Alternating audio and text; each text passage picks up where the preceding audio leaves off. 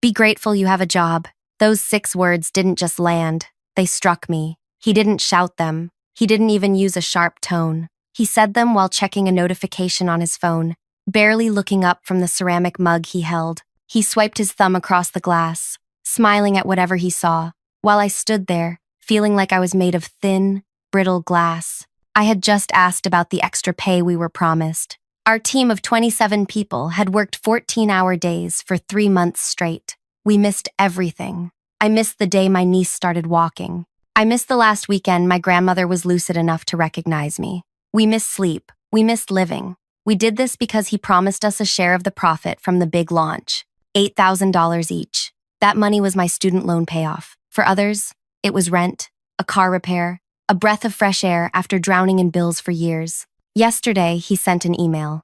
Due to unforeseen market shifts, all performance payouts are delayed indefinitely. Today, I saw his social media post, a photo of a sprawling white house on the sand. The caption read, "Hard work pays off. Baby #3 is finally mine." He bought a 3rd vacation home the same week he told us the company was broke. I am grateful, I said. My voice was steady, too steady. I just wanted to understand the timeline. Stop worrying about timelines and start worrying about your output, he said, finally looking at me. The investors are coming next month. If that presentation isn't perfect, nobody gets paid. Ever. I nodded. I turned around. I walked out. I didn't quit. I didn't scream. I went back to my workstation and I started working. But I wasn't working on the presentation he thought I was. Before I tell you exactly how I took apart his entire life piece by piece, I want to say thank you for spending your time with me today. If you've ever had a boss make you feel small so they could feel big, go ahead and hit that like button, and maybe subscribe if you want to hear more stories about people getting exactly what they deserve. It really helps me share this truth. My name is Rennie. I am not a loud person. I don't like conflicts. I don't raise my hand in meetings unless I have to. In a room full of people shouting to be heard, I am usually the one in the back, taking notes, watching how people move, listening to what they don't say. I am the senior data analyst. Most people think my job is boring. They think I just stare at grids and make charts turn green. But that's not what I do. My entire job is to find patterns in numbers that other people miss. I look for the story hidden inside the math. A number on a page is never just a number. It's a decision someone made. It's a footprint. Our CEO, a man named Gail, forgot that. Gail was the kind of man who thought he was the smartest person in any room, because he was usually the loudest. He wore suits that cost more than my first car. He had a smile that he could turn on and off like a light switch. When he wanted something from you, he was your best friend. When he was done with you, you were invisible. He thought I just made pretty charts for his slides. He thought I was furniture. He didn't know that for the last 3 years, I had memorized the rhythm of this company. I knew how much we spent on coffee beans. I knew how much the electric bill went up in July. I knew exactly how much revenue came in from the big launch. We had crushed our targets. We didn't just meet them, we destroyed them. The company account should have been overflowing. So when Gail told me to be grateful, something inside me snapped. It wasn't a loud snap, it was quiet. It was the sound of a lock clicking open. I went back to my chair. I sat down. The office was buzzing around me. People were typing, talking on phones, rushing to meet deadlines. My friend, Benji, sat across from me. He looked terrible. He had dark circles under his eyes that looked like bruises. He was eating a vending machine sandwich for lunch because he was trying to save money for his daughter's braces. He was counting on that $8,000. "What did he say?" Benji asked, keeping his voice low. I looked at Benji. I looked at the sandwich. He said to be grateful. Benji let out a short, bitter laugh. Right. Grateful. I'm grateful I can't pay my heating bill next month. Don't worry, I said. And for the first time in my life, I wasn't just saying it to be nice. I'm going to fix it. I'm going to fix it. How?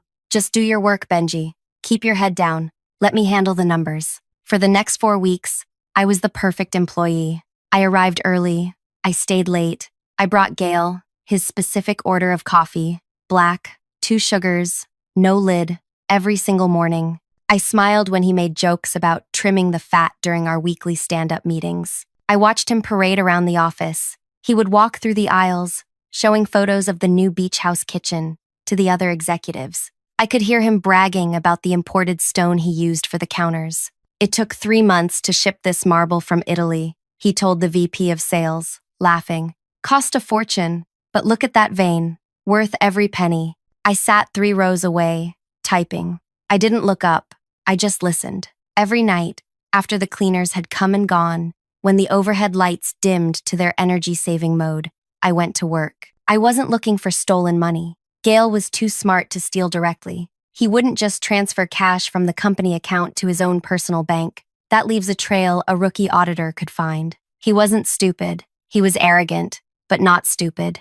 I was looking for where the profit went. It's a simple equation. Revenue minus expenses equals profit. We had the revenue. If the profit wasn't there, and it wasn't in the bonus pool, and it wasn't in the company savings, then the expenses had to be inflated. The money had to be leaving the building disguised as a business cost. I started with the obvious things. Travel budgets, client dinners, but those were normal, high, but within the allowed limits. Then I opened the operational expenses folder. This is where companies bury things. It's the junk drawer of accounting. Thousands of lines of data, software subscriptions, consulting fees, server maintenance, office supplies. It's designed to be boring. It's designed to make your eyes glaze over so you stop looking. I didn't stop looking. I filtered the data by date. I looked for anything new that started in the last 90 days, the exact timeline of our big project. I found a new category, client acquisition and research. It sounded legitimate. You need to spend money to get new clients. You need to do research to know where to sell. But the amounts were strange. Usually, research expenses are small and frequent. $50 for a survey tool, $500 for a focus group. These entries were massive. Round numbers, $15,000 on September 2nd, $22,500 on September 15th, $40,000 on September 30th, and the vendor name was just as vague, CMR Solutions. I searched our internal vendor database.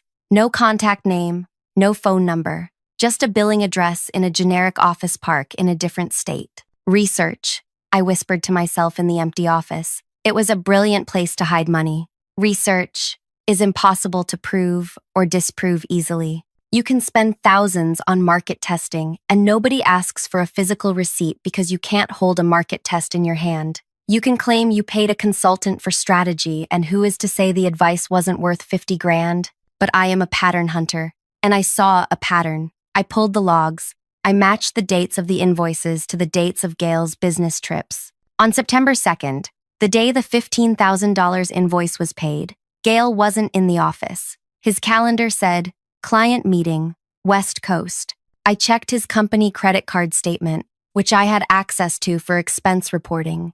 On September 2nd, he wasn't meeting a client. He rented a luxury convertible in Florida. He spent $400 at a seafood restaurant in Sarasota. I went back to the Instagram photo he had posted, the one of the White House. I zoomed in. The house was beautiful, modern, clean lines, right on the sand, but I wasn't looking at the house. I was looking at the reflection in the glass door. In the reflection, you could see a street sign.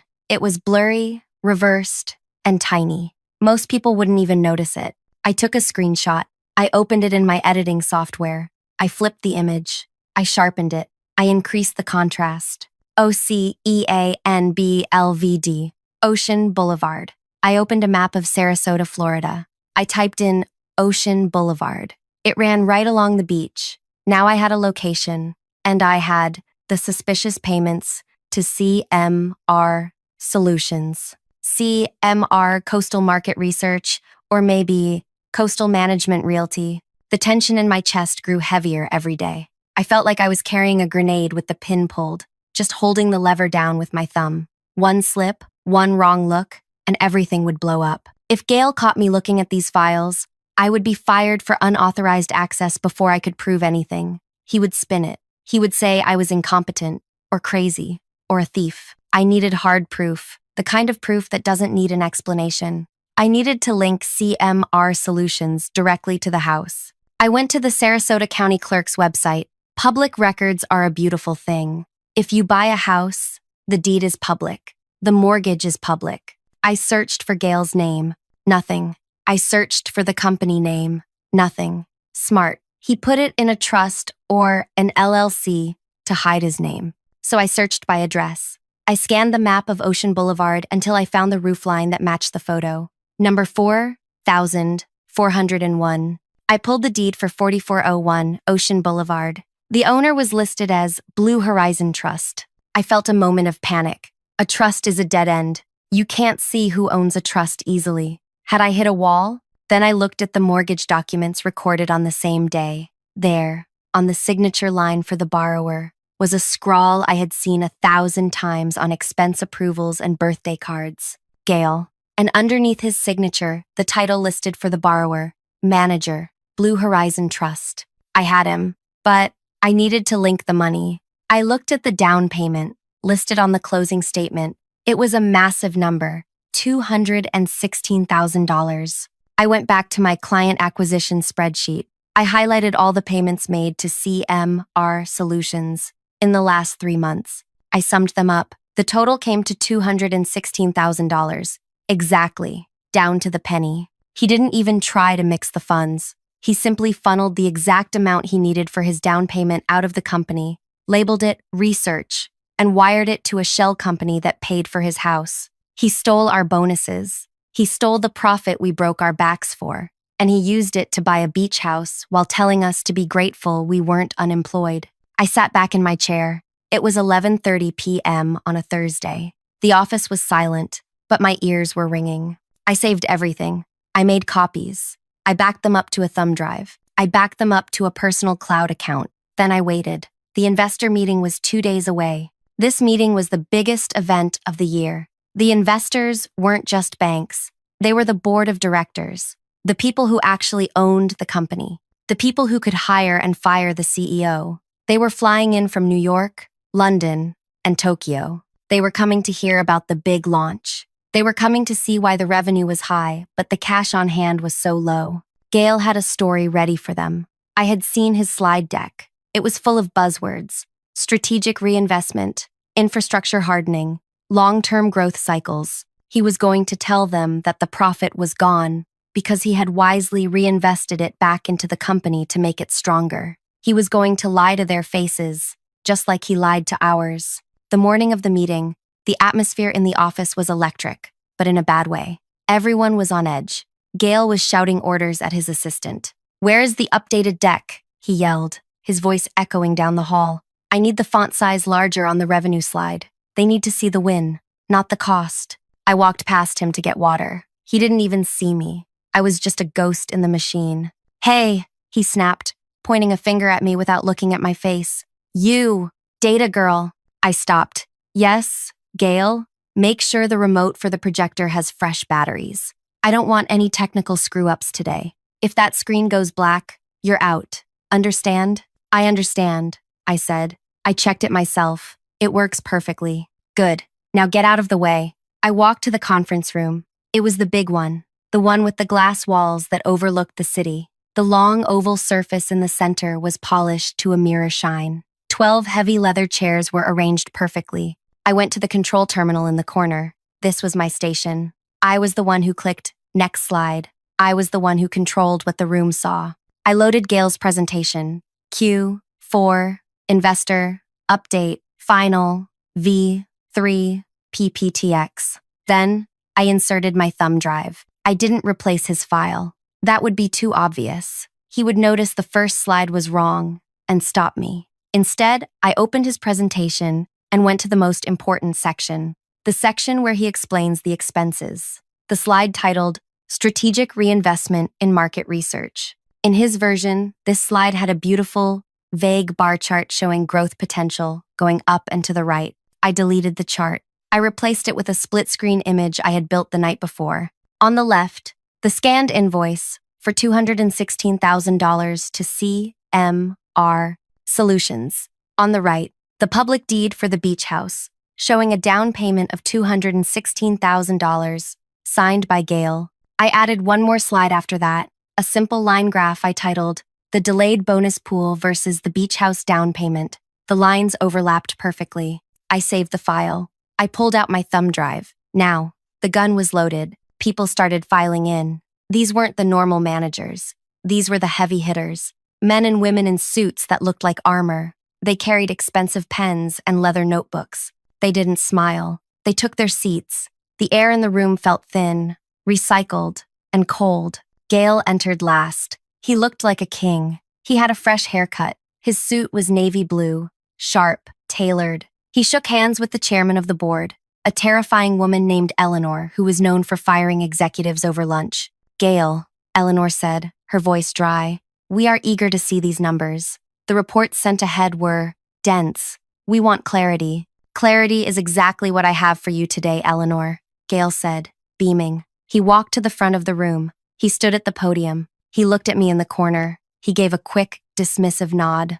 I pressed the key. The title slide appeared. Welcome, everyone, Gale began. He was good. I had to give him that. He was smooth. He talked about the challenging economic climate. He talked about the grit of the team he told to be grateful. He talked about his vision for the future. We have had a lean quarter, he said, practicing the lie he had told us. We had to make hard choices. We had to delay staff incentives to prioritize infrastructure, to prioritize growth. It pains me, deeply, to ask my team to wait, but a leader does what is best for the ship, not the sailors. I saw Benji walking past the glass wall outside. He was carrying a stack of boxes, looking exhausted. Gale didn't even know Benji's name. Next slide, Gale commanded. I pressed the key. The revenue numbers popped up, strong, impressive. As you can see, our top-line revenue is excellent, Gale said, gesturing to the glowing rectangle behind him. But margins are tight. We are fighting a war for talent,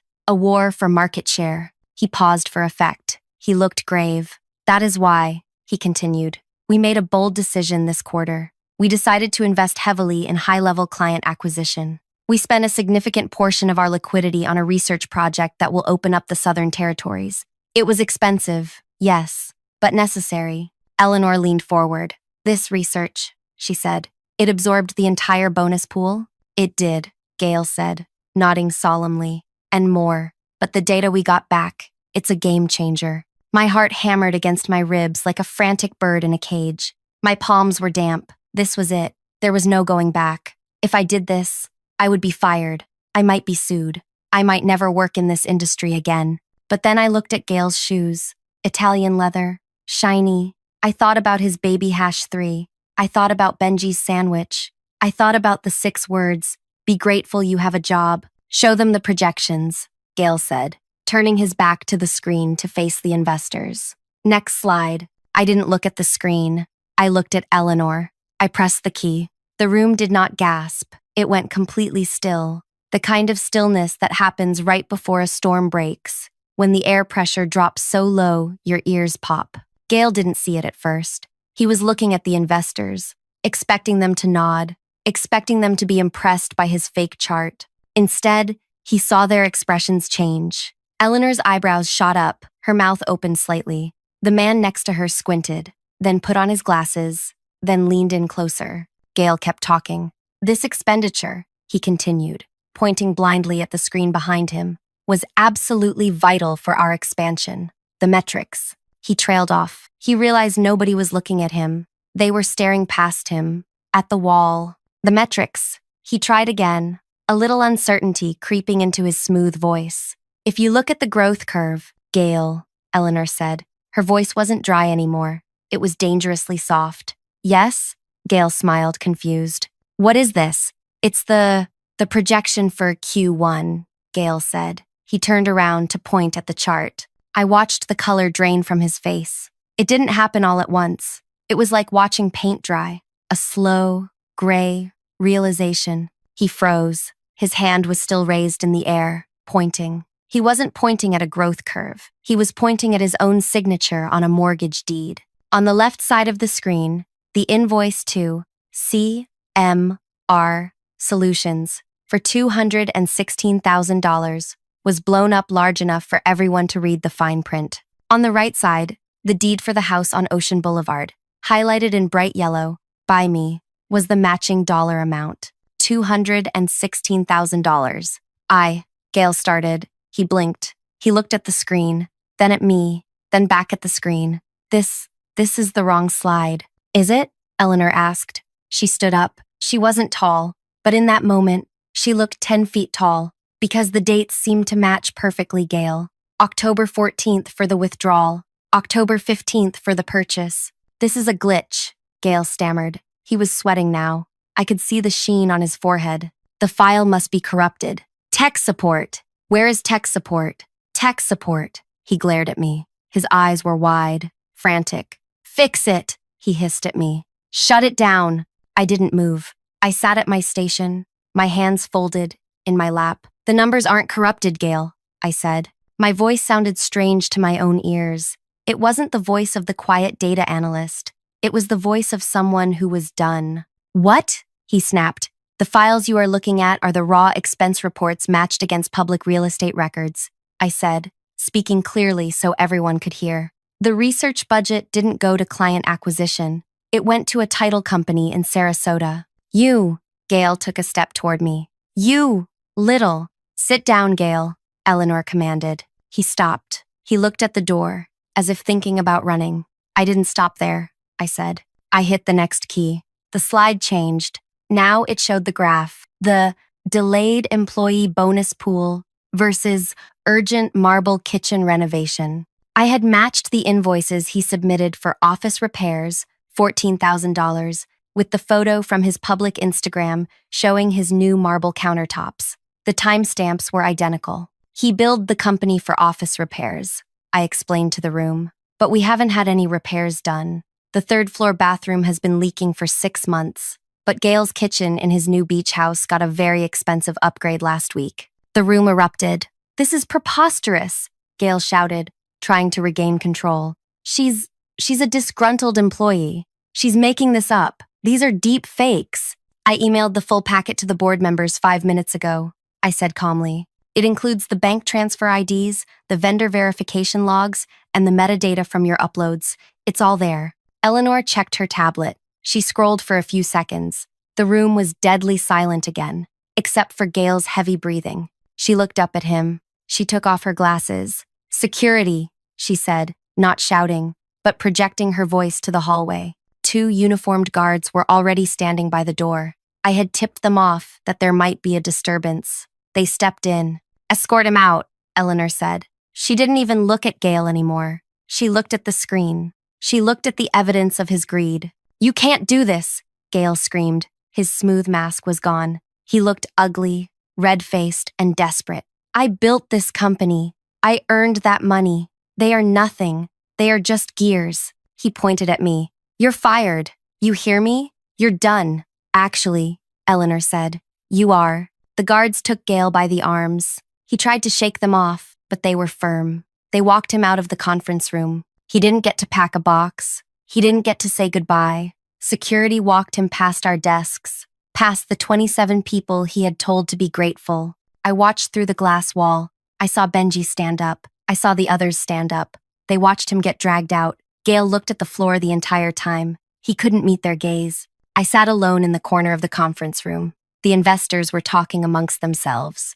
Urgent whispers. Phone calls being made. Eleanor turned to me. She looked tired. She looked at me for a long time. What is your name? She asked. Rennie, I said. Well, Rennie, she said. You have caused quite a mess today. I swallowed hard. I was ready. I knew this was the end of my job. You don't humiliate the CEO and get to stay. Even if you're right, it disrupts the hierarchy. I know, I said. I'll pack my things. Wait, she said. She walked over to the control terminal. She looked at the split-screen image of the house one last time. You found this buried in the operational logs? She asked. Yes. And you linked it to the public records yourself? Yes. How long did it take you? 3 weeks of nights. She nodded. A small, almost imperceptible smile touched her lips. We pay auditors a fortune to find things like this, she said. And they missed it. You didn't. She reached into her bag and pulled out a notebook. She wrote something down. Go back to your desk, Rennie. Don't pack anything yet. We have a lot to discuss. I walked back to my desk. The carpet felt softer under my feet. The hum of the air conditioning didn't sound like a machine anymore. It sounded like breath returning to a body that had been holding it for too long. The office was weirdly quiet, but not the scary kind of quiet. It was the kind of quiet where everyone is waiting for the signal that it's safe to move. Benji was standing at his desk. He was holding a stapler, but he wasn't stapling anything. He was just gripping it, his knuckles white. "Rennie?" he whispered. I saw security. I sat down in my chair. I adjusted my monitor. I put my hand on my mouse. "He's gone, Benji," I said. "Gone for the day? Gone for good." He dropped the stapler. It made a loud clack on the laminate desktop. "What did you do?" "I just showed them the receipts," I said. "I showed them the cost of the view. For the next 6 hours, nobody really worked. We pretended to. We moved windows around on our screens. We answered emails with short sentences. But really, we were all watching the corner office. The blinds were drawn. We could see shadows moving inside. The board of directors, Eleanor, they were in there, dissecting the remains of Gail's empire. At 4 p.m., an email went out to the entire company. Subject: Leadership update from the board of directors. Effective immediately, Gail redacted has been relieved of his duties as CEO. Eleanor Vance will assume the role of interim CEO. We ask for your patience as we conduct a thorough internal review. Business operations will continue as normal. Business as normal? Benji read aloud. He slumped into his chair. That means they're keeping the money, Rennie. Internal review is corporate speak for, we are going to find a way to keep every penny to cover our losses. I felt a cold spike in my stomach. Benji was usually right about these things. The investors were angry about the fraud, yes, but they were also greedy. They had just lost $250,000 in cash. They weren't going to just hand out checks to us out of the goodness of their hearts. Not if I can help it, I said. The next morning, the suits arrived. They weren't the investors this time. These were the forensic accountants, the auditors. They wore gray suits and carried briefcases that looked like they contained bomb defusal kits. They marched into the conference room, the same room where I had destroyed Gail's career less than 24 hours ago, and set up a war room. At 10 a.m., my desk phone rang. "Rennie, this is Eleanor. Please come to the conference room." I stood up. Benji grabbed my wrist. "Be careful," he said. "They might be looking for a scapegoat. You accessed those files without permission." "I know," I said. I walked into the conference room. The table was covered in paper. The screen where I had projected the deed was now displaying a complex flowchart of bank accounts. Eleanor sat at the head of the table. She looked tired. Her glasses were on a chain around her neck. "This is Rennie," Eleanor said to the room of gray suits. "She's the one who found the leak." The head auditor, a man with a mustache that looked like a bristle brush, looked at me over the rim of his spectacles. "You have a unique way of organizing data, young lady." "I look for the story," I said. "Well," Eleanor said, "the story isn't over. We have a problem." She slid a piece of paper toward me. "We fired Gail," she said, "but the money is gone. He moved it into that Blue Horizon Trust to buy the house. The trust is a separate legal entity. Our lawyers are saying it could take years to sue the trust and get the funds back. By then, the legal fees will have eaten up everything." She looked at me, and for the first time, I saw vulnerability in her face. "The investors are panicking, Rennie. They want to cut costs to make up for the loss. They are talking about layoffs. They are talking about cutting the team by 50%. My heart stopped. I had gotten Gail fired, but in doing so, I might have just gotten half my friends fired too. If the money was locked in a legal box, the company was still broke. Gail still won. He would lose his job, sure, but he would keep the house, and we would lose our livelihoods. "There has to be a way," I said. "A trust is only safe if it's totally separate from the individual. If he mixed his personal life with the trust, we can pierce the veil. We can claim the assets immediately." "We've looked," the auditor said, tapping his pen. "The paperwork is clean." "He was careful." "He wasn't careful," I said. "He was arrogant. There's a difference." I looked at the flowchart on the screen. "Let me help," I said. "Give me access to everything, not just the expense reports. Give me his company email archives. Give me the metadata from his phone syncs. Give me the server logs." Eleanor looked at the auditor. The auditor shrugged. "We charge $400 an hour, ma'am. If she wants to do the grunt work for free, let her." Eleanor looked back at me. "You have 24 hours, Rennie. After that, I have to submit the budget cuts to the board. 24 hours to save 27 jobs." I didn't go home that night. I sat in the conference room, surrounded by the gray suits who eventually packed up and went to their hotels at 6 p.m. They left me alone with the glowing screens. I went through everything. I read thousands of emails. Most were boring. Approvals for marketing copy. Complaints about the coffee machine. I was looking for a crack in the armor. I needed to find one instance where Gail used the Blue Horizon Trust for something personal that wasn't the house. Something small. Something stupid. If I could prove he treated the trust like his personal wallet, the lawyers could dissolve it and seize the house instantly. It was 3 a.m. when I found it. It wasn't in a spreadsheet. It was in a deleted items folder in his email. Gail had forwarded an email from his wife to his work address. The subject line was, puppy training. They had bought a purebred dog, a golden retriever. I opened the attachment. It was an invoice from a high-end dog breeder in Kentucky. The cost was $4,500. I looked at the payment method on the invoice. It wasn't a credit card. It was a direct wire transfer. The sender account number ended in 8,892. I frantically switched windows to the auditor's list of accounts. I scanned the list for 8,892. There it was. Account 8,892. Blue Horizon Trust. Operating Fund. I laughed. It was a dry, raspy sound in the empty room. He had used the shell company, the company meant to hide his stolen millions, to buy a dog, because he was arrogant, because he thought the money was his, because he couldn't be bothered to switch bank accounts. I printed the email. I printed the invoice. I printed the bank log. I stapled them together. I laid my head down on the cool mahogany table and fell asleep. I woke up to the smell of coffee. Eleanor was standing over me. It was 7 a.m. She placed a cup from the break room next to my hand. "You're drooling on the quarterly projections," she said gently. I sat up, wiping my mouth. I grabbed the stapled packet. "I got him," I said. I slid the papers to her. She read them. She read them again. A slow smile spread across her face. It wasn't a nice smile. It was a shark's smile. "He used the corporate trust to buy a pet," she whispered. "That idiot." "Pierce the veil," I said. "The trust isn't a separate entity. It's his piggy bank. The assets aren't protected." "No," she said. "They certainly are not." She pulled out her phone. She didn't call the auditors. She called the company's chief legal counsel. "Harold, it's Eleanor. Wake up. We have him. Prepare the seizure order. We're taking the house." The next 2 weeks were a blur, but a good kind of blur. The news broke on a Tuesday. The company lawyers had filed an emergency injunction. Because of the evidence I found, the dog invoice, the judge ruled that Gail's assets were fair game. The research money was clawed back. The beach house was seized by the company as collateral to repay the stolen funds. Gail tried to fight it. We heard rumors that he was calling board members, crying, threatening, begging. He claimed it was a mistake. He claimed the dog was for office security. Nobody listened. The for sale sign went up on the house on Ocean Boulevard 3 days later. But the atmosphere in the office was still tense.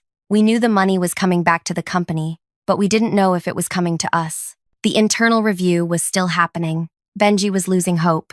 "They're going to keep it, Rennie," he said every day at lunch. "They're going to say they need it to stabilize the stock price." I didn't say anything. I just kept doing my job. I kept analyzing the data. 2 days later, Eleanor's assistant came to my desk. "She wants to see you." The office went still. Everyone watched me stand up. They knew I had been working with the auditors. They knew I was the one who pulled the trigger, but they didn't know if I was the hero or the villain yet. I walked into the CEO's office. Eleanor was sitting behind the desk, Gail's old desk. She had removed all his trinkets. The desk was clean. "Sit down, Rennie." I sat. She looked tired but kind. She didn't waste time. "We can't keep you in your current role," she said. My stomach dropped. I had expected this, in a way. I had disrupted the order. I knew too much. "It would be complicated," she continued, "given the breach of protocol. You hacked company files. You accessed private data. Technically, it's a fireable offense." I nodded. I felt tears pricking my eyelids, but I refused to let them fall. "I understand. I'll pack my things." "However," she said, raising her voice slightly. I stopped. "We need someone who understands our financial leaks better than our auditors do. We need someone who can spot a lie in a spreadsheet from a mile away." She picked up a folder. "We're creating a new position, Internal Compliance Director. You would report directly to the board. No middle management. Your job is to make sure nobody, not even the CEO, ever lies to us again. She slid the folder across the desk. Inside was a contract. The salary was double what I was making now. And this, she said, sliding a thick white envelope across the polished wood, is for the team. I looked at the envelope. What is it? Open it. I opened the flap. Inside was a stack of checks. The house went into escrow yesterday, Eleanor said. A cash buyer. We recovered the full amount, plus damages. I pulled out the first check. It was made out to Benji. The amount wasn't $8,000. It was $12,000. We added interest, Eleanor said, her eyes twinkling. And a hardship bonus for the delay. You can distribute them. I walked out of that office feeling like I was floating. I didn't just walk. I glided. I walked straight to the bullpen. I stood in the center of the room. 27 faces turned toward me. They looked scared. They thought I was being walked out by security. I held up the envelope. He told us to be grateful, I said. My voice was loud this time. I wanted everyone to hear. He told us to be grateful we had jobs. I ripped the envelope open. Well, I said, handing the first check to Benji. I think we should be grateful. Grateful that he bought that house so we could sell it. Benji looked at the check. He looked at the number. He dropped into his chair and put his hands over his face. I saw his shoulders shaking. I handed out every single check. There was shouting. There was hugging. People were crying. One guy from marketing actually jumped on his desk. It was chaos. It was beautiful. That night, I stayed late one last time. Not to work, just to clean up my old desk before moving to my new office. I walked to the window. I looked out at the city lights. I thought about the 6 words that started it all. Be grateful you have a job. I took out my phone. A notification popped up. It was a Zillow alert I had set weeks ago, back when I was hunting him. Price drop, 4,401 Ocean Blivid, Sarasota, FL. Status, sold, sale price, $1.8 million. I tapped on the notification. The listing was updated. It showed the photos of the house, the beautiful white walls, the view of the sand, and the kitchen with the imported Italian marble countertops that he had bragged about. The countertops that cost more than my car. I zoomed in on the photo. They were beautiful. And now, they paid for Benji's daughter's braces. They paid for my student loans. They paid for the honeymoon our receptionist had canceled. Gail had wanted a legacy. He wanted a monument to his success. He got one. We were his legacy. Every time we paid a bill, every time we took a breath of fresh air, every time we smiled at work, we were spending his money. I swiped the notification away. I put my phone in my pocket. I grabbed my bag. I turned off the light. Thank you, Gail, I whispered into the dark room. Then I walked out, and I didn't look back. Thank you so much for listening. It's crazy how 6 little words can change everything, right? If you enjoyed seeing the bad guy get exactly what was coming to him, please smash that like button. It really helps the channel grow. And tell me in the comments, what's the worst thing a boss has ever said to you? I read every single one. Don't forget to subscribe so you don't miss the next story. See you next time.